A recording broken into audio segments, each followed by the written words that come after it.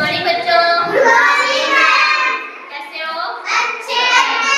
Mini घर से बाहर निकल ही रही थी कि माँ ने पुकारा, कहाँ जा रही हो? मिनी बोली, कहीं नहीं, और झटपट घर से बाहर भागी। घर के सामने नीम के पेड़ के नीचे मिला टुकड़ू। वह नीम की शीशों को तरह तरह से जमा रहा था। मिनी ने पूछा, क्या कर रहे हो? टिकू ने कहा, कुछ नहीं। तो फिर आओ चले। मिनी ने कहा, कहाँ? टिकू ने पूछा, कहीं नहीं। मिनी ने कहा, मिनी ने टिकू की ओर देखकर कहा। टिकू मुस्कुराया और दोनों हंस दिए। थोड़ी देर पहले ही बारिश हुई थी। एक गड्ढे में पानी भरा हुआ था।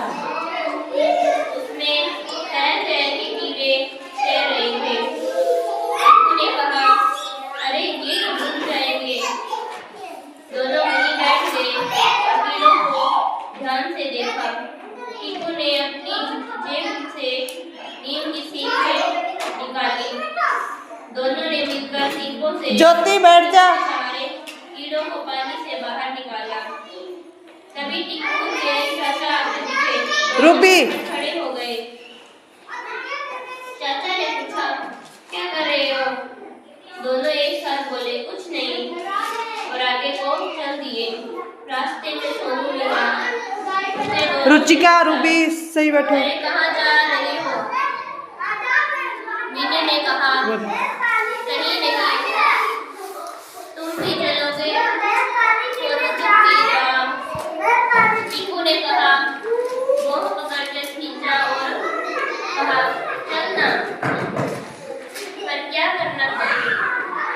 सोनू ने पूछा। जानवी। टीकू ने कहा।